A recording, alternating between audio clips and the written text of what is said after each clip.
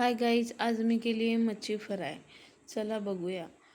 मच्छी मी धुवून घेतली आहे. धुवून आता आलं लसूणचं पेस्ट टाकणार. आलं लसूणचं पेस्ट, 1 चमचा हळद आणि चवीपुरतं मीठ. हे टाकल्यावर लाल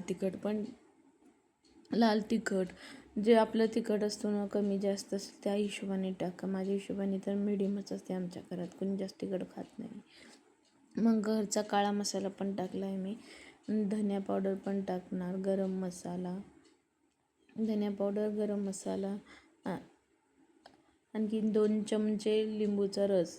हे सगळं टाकून 2 चमचे मी आता लिंबूचा रस टाकणार आहे त्याच्यामध्ये. हा लिंबूचा रस टाकून मग मच्छीला आता मी व्यवस्थित मच्छीला आता मी मसाला लावून ठेवणार आहे. कमीत कमी 1-1.5 तास ठेवणार आहे फ्रीजमध्ये. अशा प्रकारे मी मसाला लावून चांगल्यापैकी एक फिशला मसाला लावणार आहे का ते व्यवस्थित मॅग्नेट झालं पाहिजे. चला आता मी व्यवस्थित लावलं आहे. 1-1.5 तासासाठी फ्रीजमध्ये ठेवणार आहे. फ्रीजमध्ये तोपर्यंत मी त्याच्यानंतर 1-2 चमचे गव्हाचं पीठ, त्याच्यात थोडंसं मीठ आणि थोडंसं मिरची टाकून लाल तिखट आपलं ते व्यवस्थित मिक्स करून घेऊन जे आपण फ्रीजमध्ये ठेवलं आहे ना फिश, आता मी काढून त्याला व्यवस्थित कोटिंग करून घेणार आहे. कोटिंग करून एकत्र जे 2-3 आपण फिश केलो ना ते एकत्रच. मला फक्त 3 फिश तळायचे मुलासाठी. त्यासाठी मी आता 3 फिशच करणार आहे फक्त. नंतर त्याला मी संध्याकाळी परत करेल राहिलेची फिश.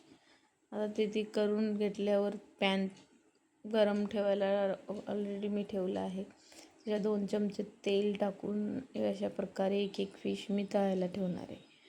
एकदम साधी सोप्या पद्धतीने, जास्त तामझाम न करता फटाफट, जास्त मेहनत पण नको आणि पटपट जे आहे ते घरातलं टाकायचं आणि व्यवस्थित मच्छी फ्राय करायची. हे बघा अशा मस्त ब्राऊन झालं ना थोडंसं. आता एक मी करून टर्न मारून त्याला व्यवस्थित भाजून घेणार आहे. हे बघा हे अशा प्रकारे. आता ती मला सवय झाली आहे ना मी मच्छी करते म्हणून. अशा प्रकारे आता चांगलं भाजून घ्यायचे कुरकुरीत. हे बघा असे चांगले होजेपर्यंत अशा झाले ना, मग आता मी वरण भात केला आहे त्याच्यासोबत मच्छी फ्राय. 1 नंबर मुलाला आवडते माझ्या. अशा प्रकारे रेसिपी आवडली तर लाईक करा, चॅनलला सबस्क्राईब करा.